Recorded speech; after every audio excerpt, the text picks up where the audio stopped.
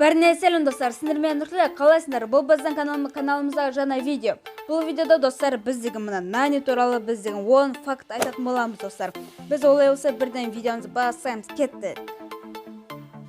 Так достар, міне біз видеомызды басылмай тұрып бірден қызыл кнопканы басып кетіңдер. Осы міне қызыл кнопка шықты болса, қызыл кнопканы серіліп кетіңдер, және қасында колокольчиктер, сол колокольчикті басып кетіңдер. Және астында лайктарды басып кетіңдер. Давайте достар, осы менің каналымды 60 подписчикке жеткізіп тастайық. 60 подписчикке 5 подписчиктер ғана жетпей тұр. Давайте бірден лайктарымды каналға тіркеліп кетіңдер, және лайктарымды да баса кетіңдер. Достар, бізде міне Нани туралы 10 фактты бастаймыз, алып кеттік. Нани алғашқы қыз робот.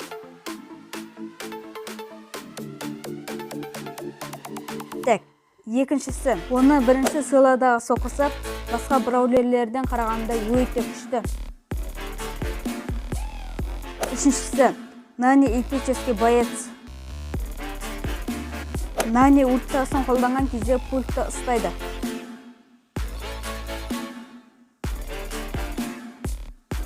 Бесіншісі, Нанидың оң қолында Пеннің жетоны бар.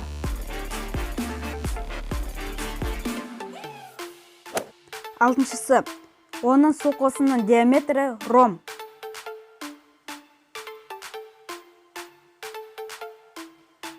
Нанидың қасында ұсып жүретін роботтың аты Пик.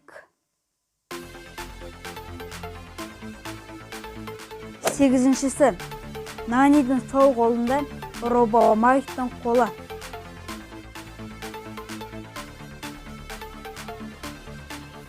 Тоғызыншысы, Нани 5-ші маусымда шыққан боец.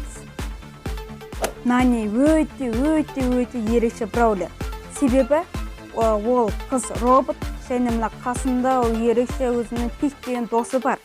Және оның сыртқы түрі де әртүрлі, және ол барлық осы Brawl Stars ойындағы барлық персонаждарының қасиеті бар десте ол. Себебі оның қолдары Пендікі және Динамайктікі, демек робомайктың қолдары достар.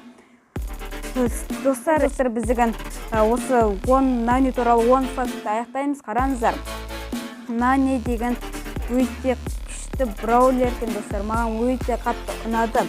Егер достар, сендер осындай қызық видеоларды көргілерін келсе, каналға тіркеліп кетіңдер. Маған осы Нани қатты ұнады. Достар, короче, егер сендер осындай видеоны көп көргілерін келсе, бірден каналға тіркеліп кетіңдер.